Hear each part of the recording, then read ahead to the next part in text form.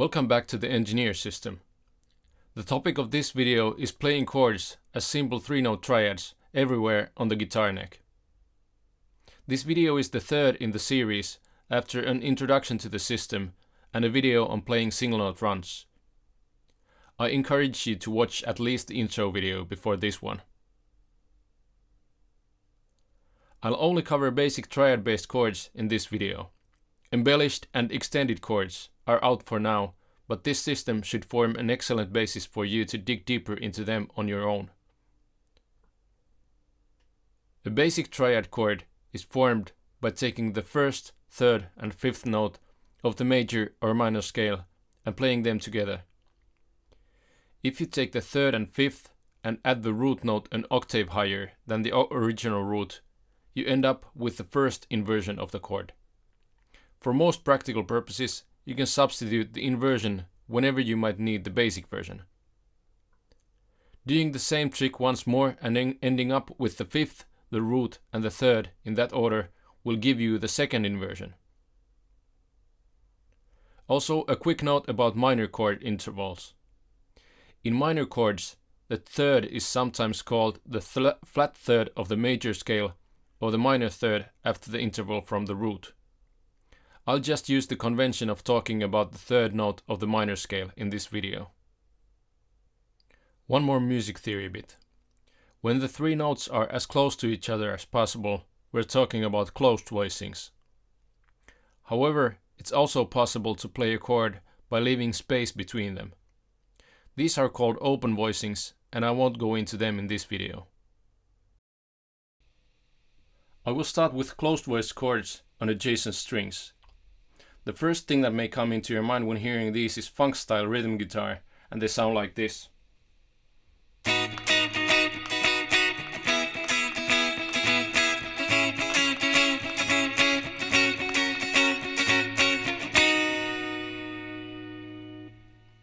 You can play these on any three adjacent strings.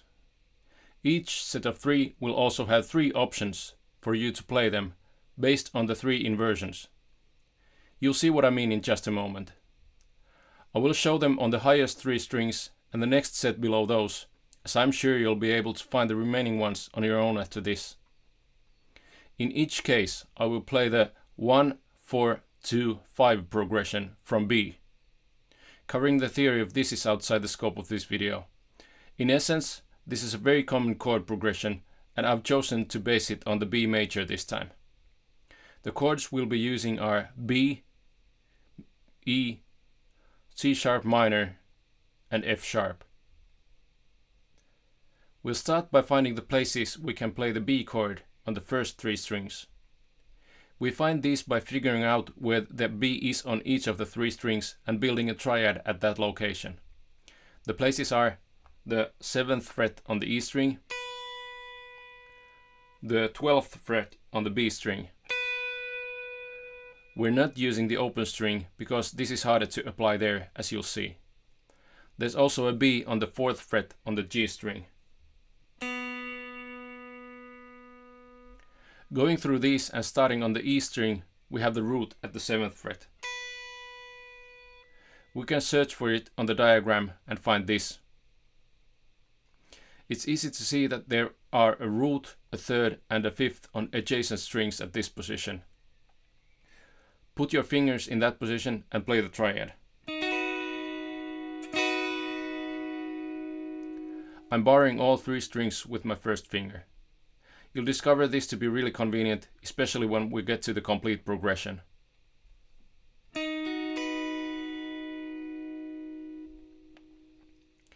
The next option is the 12th fret on the B string. Do the same here and you end up with this.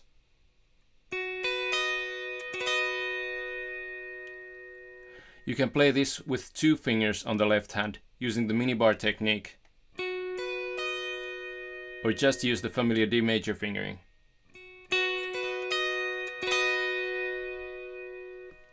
The last option has its root on the G string, 4th fret. Looking up this position on the diagram, you'll find this.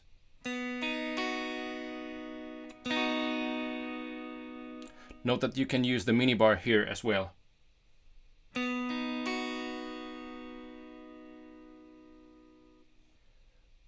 We'll apply these major forms to the progression soon, but let's have a look at minor first. The minor chord in the example progression was a C sharp minor, so let's use that. There's a C sharp on the 9th fret of the E string, the 2nd fret of the B string, the 6th fret of the G string. Looking at the diagram for the minor scale, we find this for the root at the high E string.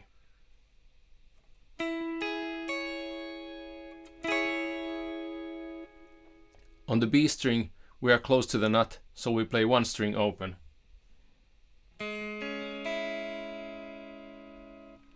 The G string shape is here. Note the possibility to use the minibar on all of these.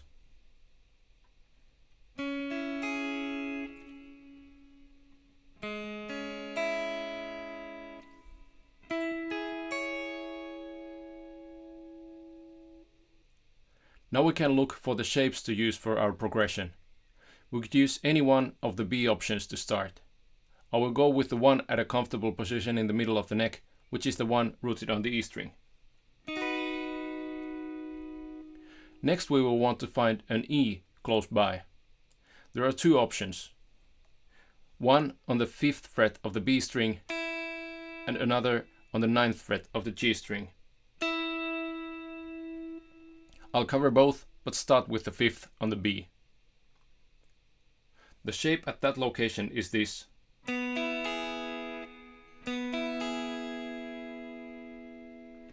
This is where the minibar makes your life super simple. Move the bar down from the 7th fret to the 4th and move your first finger down one string.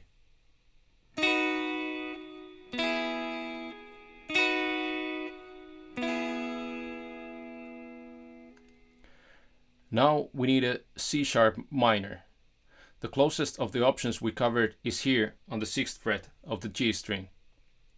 If I put my hand down in the minibar form of the E major, I can get to the C sharp minor triad simply by putting down my 3rd finger on the C sharp note on the G string.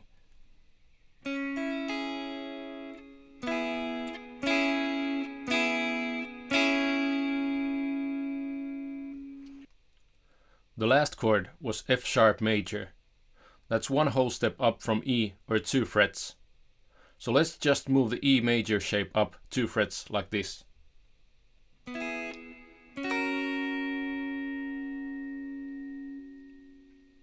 Now we have all the chords for the progression.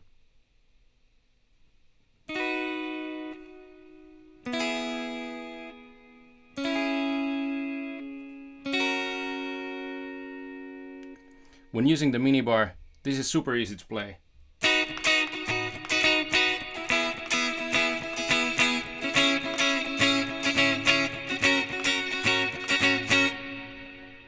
For the percussive effect, I'm simply releasing the pressure on the strings between strums and hitting them muted.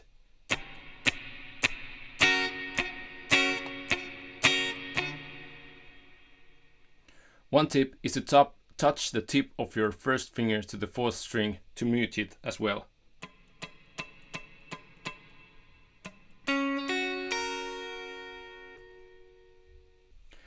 Okay, so I promised the other option of starting with the same B major but picking the E on the 9th fret of the G string.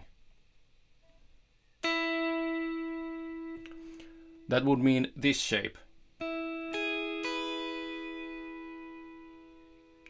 And the bar form.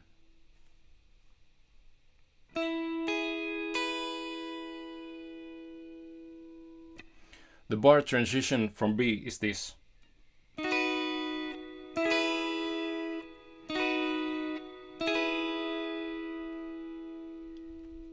Now the closest C sharp is on the 9th fret of the E string, right here. So far we have this.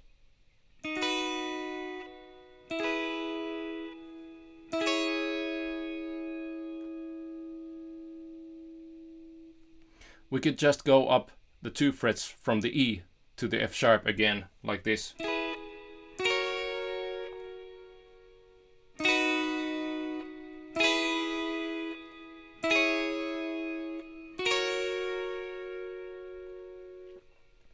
but using the F sharp major from the previous example sounds good as well.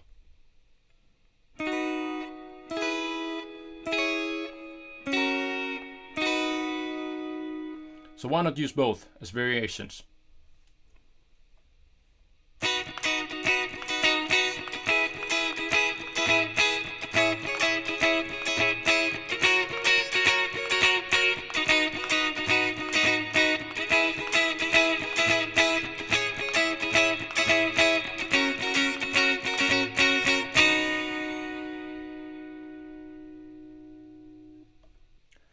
Changing strings one lower and going to the strings B, G and D might seem straightforward at this point. Find the notes and repeat the same process. However, I'll do this by taking advantage of the caged chord shapes marked on the diagram. You'll find the shape we used for the B to be marked as the E shape.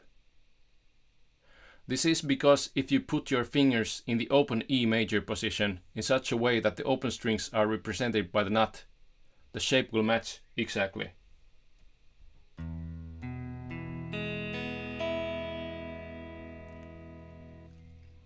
If you actually place your first finger where the nut is and move this whole shape up to the 7th fret, you get the B major bar chord.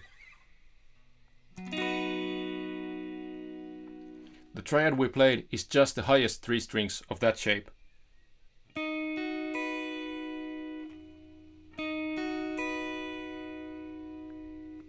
Now, if we omit the high E and add the D, we get this.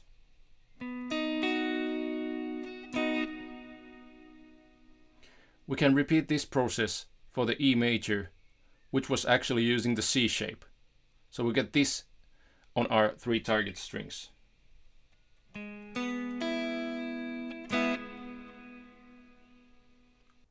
You may be asking why the C shape when it looks exactly like a D major and it's also marked as the D shape on the diagram. The answer is that the D shape has its thirds on strings 1 and 6 and we aren't including them in the shape at this time. Moving on to the C sharp minor. We have the A shape from the minor side of the diagram.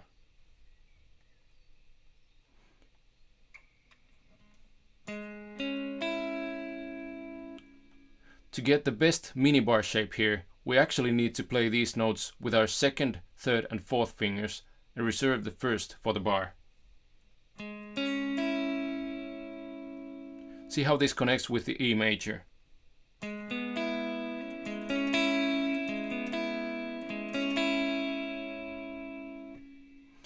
The F sharp major is again the E shape, 2 frets higher.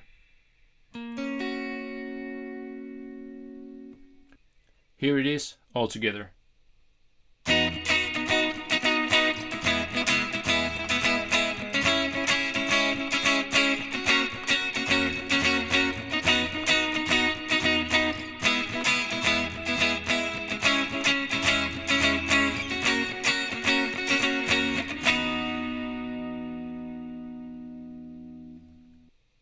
We can turn these into 4-string shapes on the top 4 strings by combining all the notes from the 2 shapes. Since these shapes are pretty easy on the hand after a bit of practice, a trick some players use is to wrap the thumb around the top of the neck to mute the low E and A strings. This way you can be a lot more free with your strumming and get some percussive effect from the muted strings.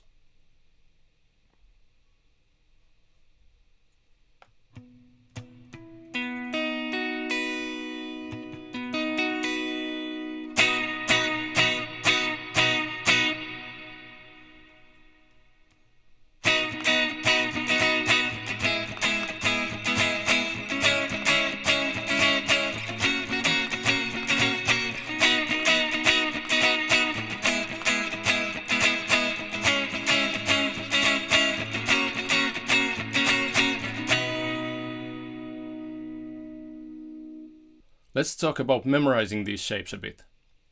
I already talked about the caged shapes you have on the diagram that you want to use for this. But simply knowing the shapes is not enough. You also have to learn where in the shape the root note is. This you just have to learn by heart, but it's not too bad. On the C, the root is on the 2nd and 5th strings. You practically never play the C minor in an open position like it is on the diagram. Nevertheless, all of these apply the same regardless of minor or major. The root notes for both share the same locations. On the A, the roots are on the 3rd and 5th strings. On the G, the roots are on the 1st, 3rd and 6th strings. On the E, they are on the 1st, 4th and 6th strings. On the D, they are on the 2nd and 4th strings. You also need to know these the other way around, by string. This way is actually a lot more important for using them in practice. On the 1st string, you usually use the E shape. On the 2nd string, you usually go for the C or D shape. On the 3rd string, the A shape is the most useful. On the 4th string, the E or D. For the 5th string, it's usually the C shape. And finally, for the low E or the 6th string, it's usually the G or E shape. The higher strings, 1 through 4, are what you will most likely use the most with this, but I guess that depends on what style you're going for. I found that getting to grips with the stuff in this video helped me follow many instructional videos on the level that I was able to learn what they had to teach. I hope this has been of help to you. There's more stuff that could be said about open-voiced chords and arpeggios, but I'll leave it out of this video to make it a bit easier to digest. Let me know in the comments if you want to see more on these topics, and I'll see what I can do. This video concludes the 3 basic topics on the engineer system. I hope you enjoyed it and learned at least something new. Thank you for watching.